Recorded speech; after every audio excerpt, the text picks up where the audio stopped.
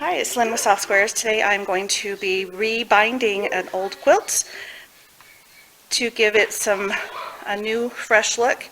This is a much loved blanket, and this is the binding that I just cut off of it. It's family time. Anyway, so I went through the whole blanket and I just cut the binding off. And I'm going to put a new binding on it. These fabrics I'm going to pick from and rebind this quilt. I take a bus. And I have decided to use this navy blue. So it's just traditional, normal binding technique. Fold it in half, sew it to the back, flip it over, sew it on top, and I'll show you what it looks like as we do the step. And hi, Maeve, wave. 6, 7, 1, 2, 3, 4, 5, 6. You're silly. What comes next? 8. Yeah? 1, 2, 3, 4, 5, 6, 7, 8, 9, 10, 14, 15, 17, 18, 19, 20. Oh, wow.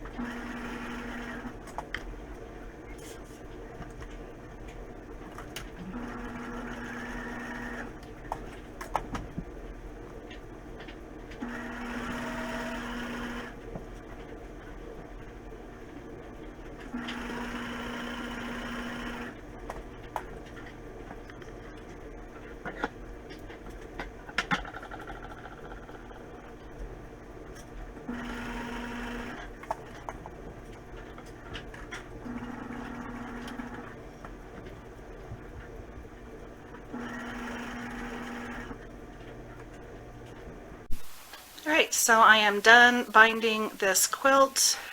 It has got this navy trim on it, and it's a really cute scrappy with solid colors, and the border on this is navy. It looks really cute. So there you go. So what I did, just to recap, is I just trimmed with my rotor cutter just barely inside of where the old binding was. It was too raggedy and going to be too much work to try to do it any other way. So it made the quilt about an inch smaller all around, because I'm taking about a ½ inch off of each side, and I did it all around both 4 sides, and then just put new binding on.